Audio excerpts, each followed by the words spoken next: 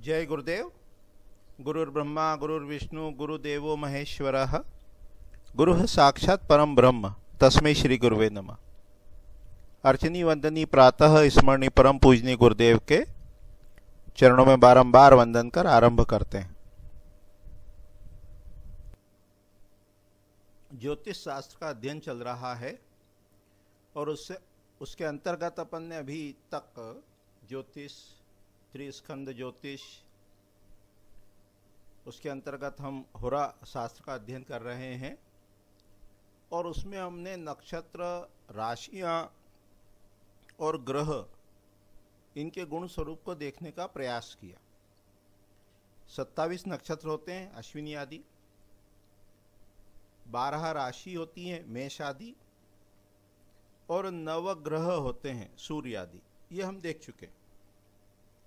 ग्रहों की दृष्टि आदि का विचार भी करेंगे। अब हम धीरे से भाव की ओर बढ़ रहे हैं।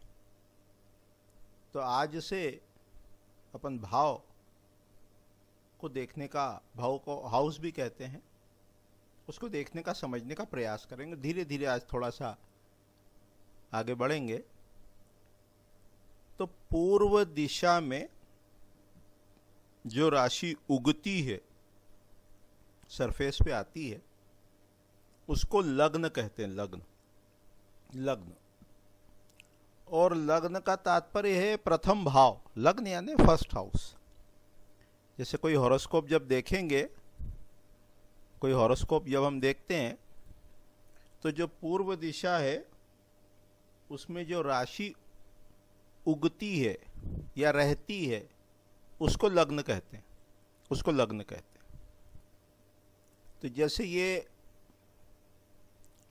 एक हॉरोस्कोप बनी, मान लो एक पत्रिका बनी, पत्रिका कह लो, कुंडली कह लो, है ना। तो इसमें 12 खाने होते हैं। खाने 1 2 3 4 5 6 7 8 9 10 11 और 12। ये जो 12 खाने होते हैं इसको भाव कहते हैं। भाव, हाउस भी कहते हैं, हाउस।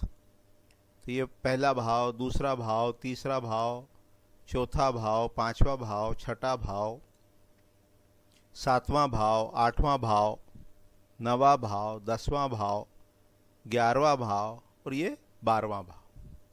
तो अभी अपन केवल एक भाव को देख रहे हैं, उसको कहते हैं लग्न। इस फर्स्ट हाउस को, पहले भाव को कहते हैं लग्न।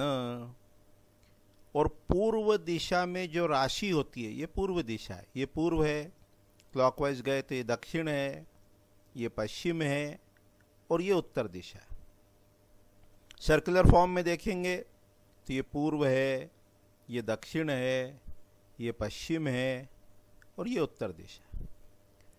तो जिस समय पूर्व दिशा में जो राशि होती है वह उस समय की लग्न होती है। लग्न। अब मान लो आज अप्रैल का महीना है, मान लो थोड़ी देर को, और सूर्योदय का समय है, मान लो कि सुबह 6 बजे। ये अभी थोड़ा मोटा मोटा बता रहा है, मोटा मोटा, है ना। तो सुबह 6 से 8 के बीच का टाइम है, अभी 6 बजे मान लो। तो अप्रैल में 14-15 अप्रैल से 1 महीने तक सूर्य एक राशि में रहता है, मेष राशि में। सूर्य जो है वो 12 महीने में 12 राशि में रहता है, अपन जानते हैं। जैसे अपन जानते हैं मकर संक्रांति 14 जनवरी के आसपास होती है, 14 या 15 को, 14 मान लो अभी। तो 14 जनवरी से लगभग 12 फरवरी तक सूर्य मकर राशि, जिसका नंबर है 10, उसमें रहता है। 12 के बाद ये मोटे तौर पे देख रहे हैं, 13 फरवरी से 13 मार्च तक अगली राशि 11 नंबर कुंभ में रहता है। 13 के बाद 14 मार्च से 13 अप्रैल तक मीन में रहता है। फिर उसके बाद के महीने में 1 नंबर राशि में रहता है। तो मान लो आज 14 अप्रैल है, 15 अप्रैल है और सुबह का समय है, तो सूर्य किस राशि में है? वो मेष राशि में। स्पष्ट हो रहा है थोड़ा? तो सूर्य जो है वो मेष राशि में। अब 2 घंटे सूर्य मेष राशि में यानी लग्न में रहेगा, उसके बाद सूर्य दक्षिण की ओर जाएगा।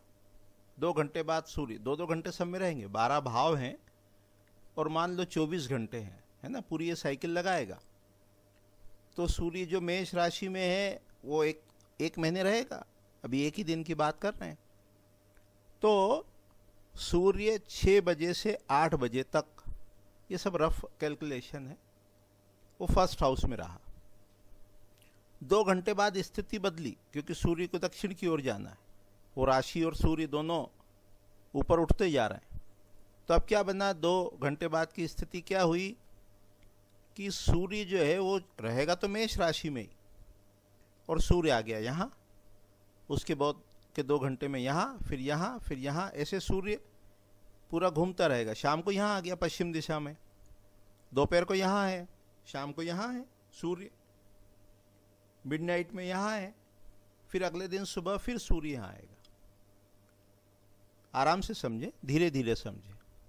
तो अभी लग्न में जो सूर्य था वो कब था, सुबह 6 बजे से 8 बजे तक फर्स्ट हाउस में। उसके 2 घंटे बाद 6 से 8 के बाद 8 से 10 में, 8 से 10 में सूर्य आ गया यहाँ, और सूर्य और मेष ये साथ साथ हैं, 1 महीने के लिए रहेंगे। तो अब ये जो हाउस नंबर 12 था, ये जो 12वां घर था, 2 चीज चल रही हैं, एक घर है और एक राशि है। तो वो सूर्य आ गया 12th हाउस में, आ रहा है ध्यान में, सूर्य आ गया 12th हाउस में।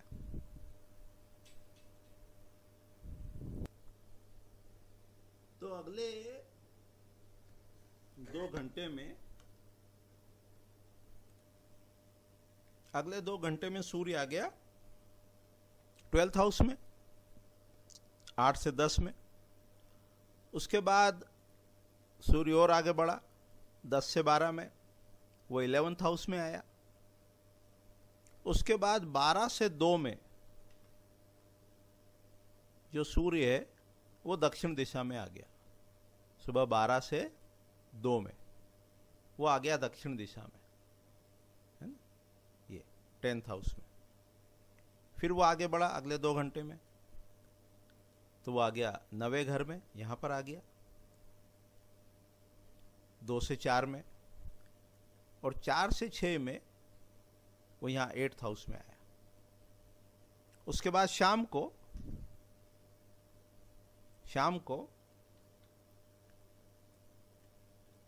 6 बजे से 8 बजे के बीच में ये सूर्य जो है वो पश्चिम दिशा में रहा,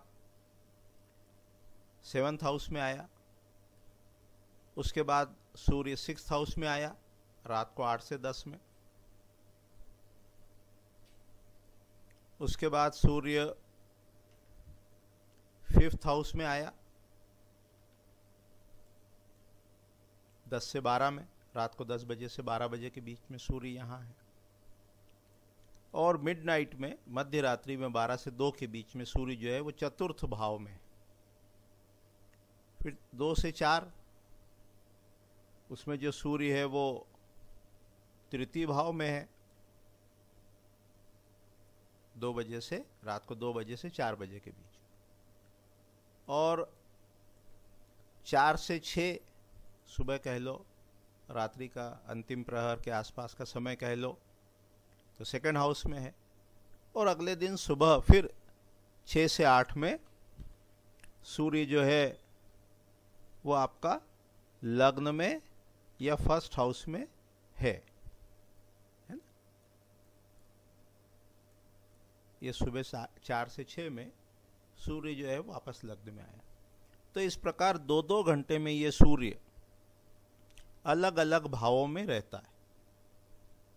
स्पष्ट हो रहा है? इसको 2-3 बार दोहरा लेना अच्छे से।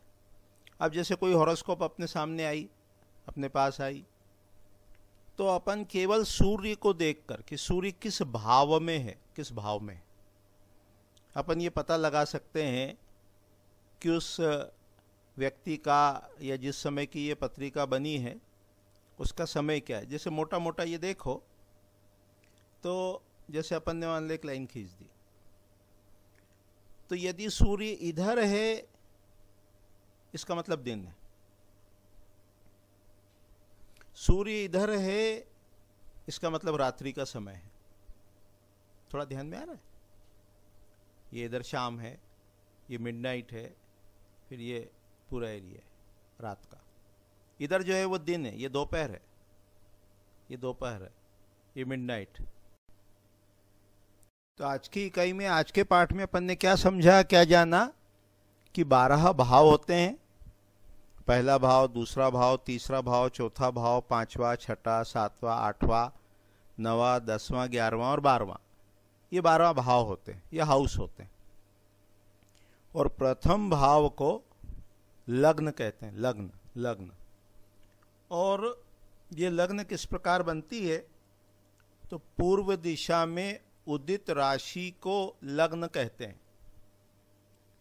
और हमने सूर्य की स्थिति के अनुसार क्या समय हो रहा है, उसमें लग्न कैसे बनती है, उसको समझने का, देखने का प्रयास किया। और सूर्य किस राशि में है, तो कौन सा महीना होगा, इसको भी जानने का प्रयास किया। ये जो अपने पास टेबल अवेलेबल है, इससे अपन पता लगा सकते हैं कि सूर्य किस राशि में है, किस राशि में अप्रोक्सीमेटली। जैसे मान लो आज का जो 18 मई है, तो मई का महीना जब इसमें देखेंगे तो 18 मई यहाँ है, तो सूर्य जो है वो वृष राशि में, वृष राशि में। तो इससे हमको ये पता लगता है कि सूर्य 2 नंबर राशि में यदि है, इसका मतलब सूर्य जो है वो वृष राशि में है। इसके अलावा आप थोड़ा सा जब ध्यान दोगे तो मोटा मोटा ये समझो कि सूर्य एक राशि में एक महीने रहता है, 30 दिन मान लो, और दिन 30 और डिग्री भी 30। तो सूर्य मान लो अभी आज अपन कह रहे हैं 18 मई है, तो वो 15 को इसमें आया था, 15 मई को वृषभ राशि में। तो एक दिन में 1 डिग्री चलेगा। तो आज यदि 18 मई है तो 3 डिग्री के आसपास सूर्य की डिग्री होगी वृष राशि में। यदि 20 होती तारीख तो 5 डिग्री के आसपास होता। तो हमको यदि महीना और तारीख मालूम है तो हम इस सारणी से, टेबल से ये पता लगा सकते हैं कि सूर्य किस राशि में है और कितने अंश का है, कितने डिग्री का है, ये हम पता लगा सकते हैं। फिर पत्रिका में देखोगे तो लगभग आपको वही मिलेगा, वही मिलेगा। तो इसका अभ्यास कर लो, 2, 4, 5 हॉरोस्कोप देख लो, आपकी खुद की जो जन्म तारीख है ना, जो भी है। मान लो आपकी जन्म तारीख कुछ है, 23 जनवरी है, तो जो 23 जनवरी है इसका मतलब आपके हॉरोस्कोप में सूर्य आपको धनु राशि में मिलेगा। और 16 से बाद 23 तक जाएंगे तो मान लो 7 आया, तो धनु राशि में 7 अंश का आपका सूर्य होगा। कब? नहीं, 23 जनवरी अपन ने देखा ना, 23 जनवरी। तो 23 जनवरी यानी मकर राशि का वो सूर्य है, 14 जनवरी से आ गया। और 14 जनवरी से 23 जनवरी के बीच में मान लो 9 दिन हुए, तो मकर राशि में 9 अंश का या डिग्री का वो सूर्य हुआ। यदि 23 दिसंबर होता तो वो धनु राशि में 7 अंश का होता। तो अपनी हॉरोस्कोप में आप उसको देख लो, टैली कर लो। तो इसका अभ्यास करोगे फिर अपन विषय को आगे बढ़ाएंगे। तो आज अपन ने सूर्य की स्थिति समझी, पूर्व दिशा में उदित राशि को लग्न कहते हैं, और सूर्य किस भाव में या किस हाउस में है उसके अकॉर्डिंग हम अप्रॉक्सीमेटली समय वो बता सकते हैं कि इस समय की ये हॉरोस्कोप है। हम लग्न भी बता सकते हैं कि लग्न क्या होगी। इसका अभ्यास करेंगे तो आगे विषय और सरल होता जाएगा।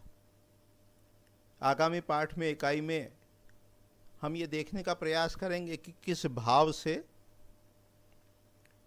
किस बात का विचार किया जाता है। और जो हॉरोस्कोप बनाना है तो उसमें तो जो ग्रह दिए हुए हों पंचांग में, उनको उस हाउस में रख देते हैं, उस भाव में रख देते हैं। तो चाहो तो ग्रह को थोड़ा स्टडी करेंगे कि कैसे कैसे वो घूमते हैं, तिथि कैसे बनती है, वर्ष कितने हुए, उसको भी स्टडी कर सकते हैं नेक्स्ट क्लास में, या अपन भावों के गुणधर्म उनको भी देख सकते हैं। तो अभी इतना ही कह के वाणी को विराम देते हैं। जय गुरुदेव, जय गुरुदेव।